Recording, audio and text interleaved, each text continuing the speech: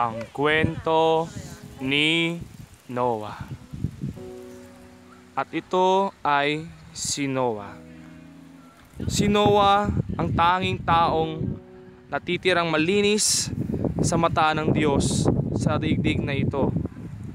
Siya rin ang taong may banal na pagkatakot at lang lumalakad ng may tamang relasyon sa Kanya. At si Noah ay mayroong 3 mga anak. At sila ay sina Shem, Ham, at si Japhet. At sila ay mayroon ding 3 asawa. Si Noah na lamang ang tanging taong malinis sa mata ng Diyos. Ngunit ang lahat ay masama na sa mata ng Diyos. Dahil kahit saan ka tumingin, puro bayolente ang iyong makikita.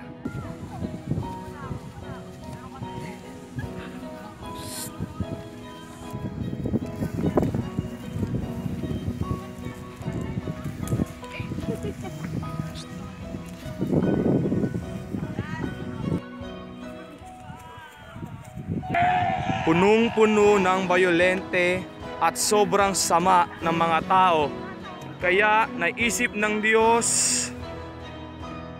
kausapin si Noah. At sinabi niya dito, Noah, Noah, Panginoon, kailangan ko nang wakasan ang mga ito at ang buong sangkatauhan sapagkat sobrang sama na ng daigdig ngayon.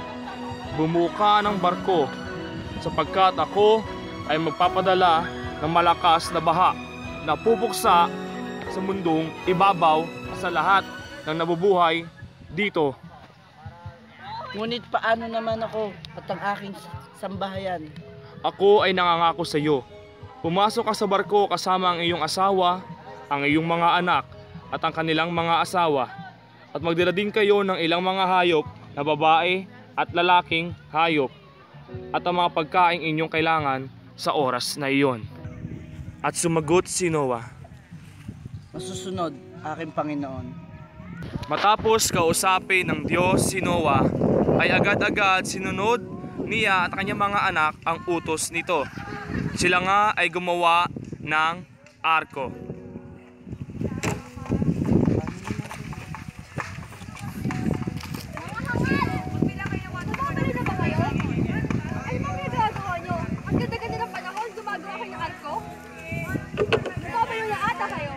Kayong mga tao, magsisi na kayo. Parating na ang parusa ng Diyos sa mundong ito. Nagpapadala ang Diyos ng ulan na tutupok sa lahat ng bagay sa mundong ito. Magsisi na kayo hanggat may oras pa.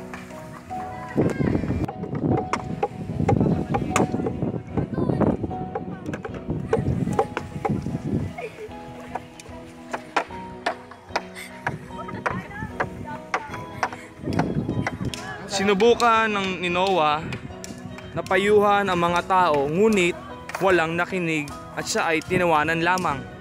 Ngunit si Noah ay pagpatuloy na gawin ang inuutos ng Diyos sa kaniya.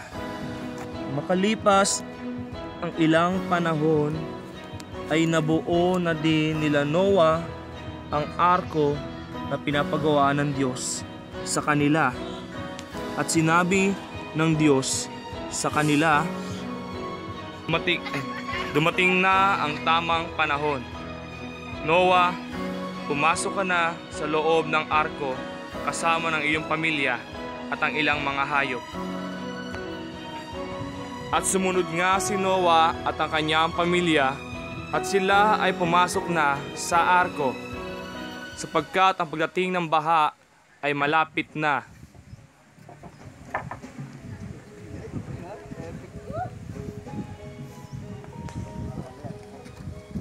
Pumasok na rin ang ilang mga hayop na kasama sa arko.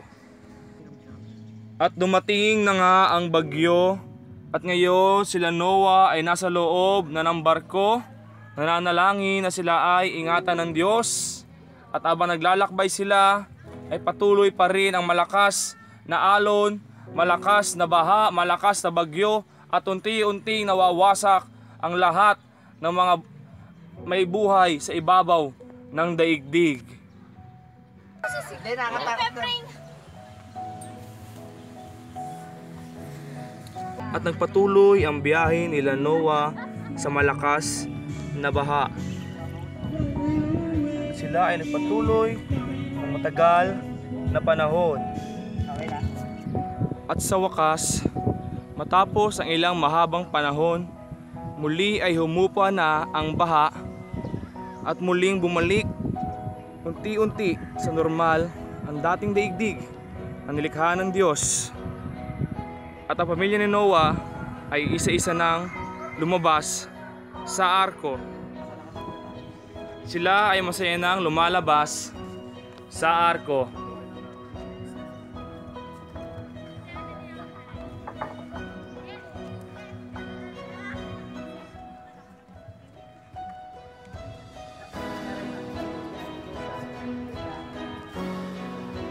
Kunyari, namamangha kayo.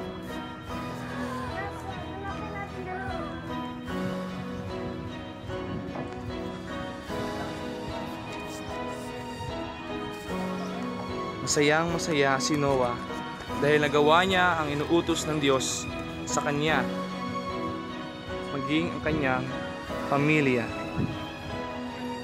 Muli nasilayan ang gandahan ng mundo makalipas ang mahabang panahon ng malakas na baha. Si Noah at ang kanyang pamilya ay patuloy na lumakad sa daigdig na ito, na dala ang pag-ibig at ang pangako ng Panginoon. Salamat, Panginoon.